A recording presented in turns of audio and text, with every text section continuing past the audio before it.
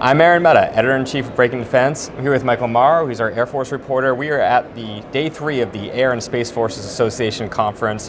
We're going to break down some of the news from today and kind of wrap up the show. One of the things that we've not talked a lot about in these videos is space, and that's obviously a big part of the conference and what's going on here at AFA. We should talk about space, Michael. Yeah, usually Teresa is the one to talk about space for us. She's our space guru. So what has happened space-wise here, Aaron? Yeah, Teresa's at another event, so we're going to try to fill in. There were a couple of things that came out. One that's really interesting to me was an announcement by General Saltzman, the head of the Space Force, that they're looking at kind of a new pilot program. Essentially what this would do would take PNT and EW packages the Space Force works on, instead of having one acquisition official and one operations official, basically combine those into one person who would be responsible for both of those. They're going to test this for about a year, see how it goes. The idea is, if you put the guy who's the acquisition and the operator together into one spot, there's more incentive to maybe be more out there, try new things, as opposed to just kind of keep things going the same way. Obviously, we'll keep eyes on that.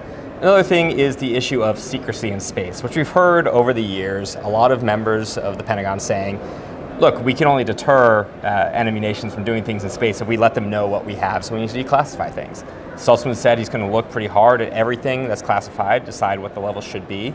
He did say, don't expect things that are, I believe his phrase was, eat after reading level classification to suddenly be put in the open, but they're going to look at things. Those are some welcome changes for a lot of members in the space community. Another thing we'll be keeping our eyes on going forward. Secrecy is also a big part of the B-21 program. Not a ton of news on that for obvious reasons. It's a pretty black program. But there was some new stuff, right? Right. We saw a couple new images of the B-21. Two were released by the Air Force, one by Northrop Grumman. These are newest images we've seen in several months. And we learned that the B-21 has started engine runs as part of its ground testing campaign. That was announced yesterday. We heard a little bit more detail on that today. So the B-21 officials here have all expressed confidence that it's still progressing towards first flight this year. Secretary Frank Kendall said earlier this week that he never makes predictions about an acquisition program, but he is optimistic that the schedule for by the end of calendar year 2023, that bomber will be in the air. All right, so another thing we're going to keep an eyes out. Let's talk big picture for a little bit, take a step back here, because the show is winding down here behind us. Not a lot of, let's say, hard news, new technology, unveiling a new system here, but there were some big themes that I think we could pick out on this.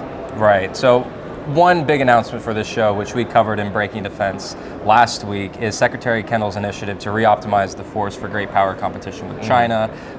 They want recommendations on how to do that by January 2024 and are going to implement those for the foreseeable future. No set timeline for how to do that. Additionally, the biggest themes out of this show had not much to do with the Air Force and more to do with what's going on Capitol Hill with the holds put in place by Senator Tommy Tuberville and how that's impacting the service, the Air Force, the whole Pentagon.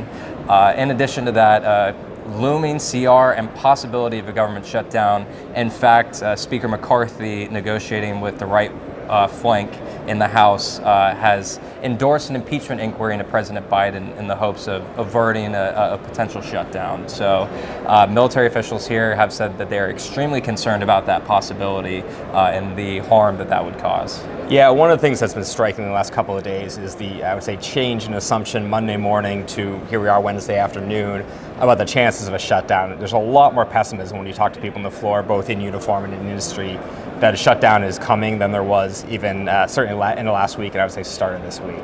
Right. So a lot that we're going to keep track of, obviously. Just because the show is over does not mean our coverage ends. We'll have more stories rolling out of the show for the next couple of days, and then of course our regular coverage, keeping on top of all of this. Thank you guys for watching over the last couple of days, and please stay tuned to BreakingDefense.com.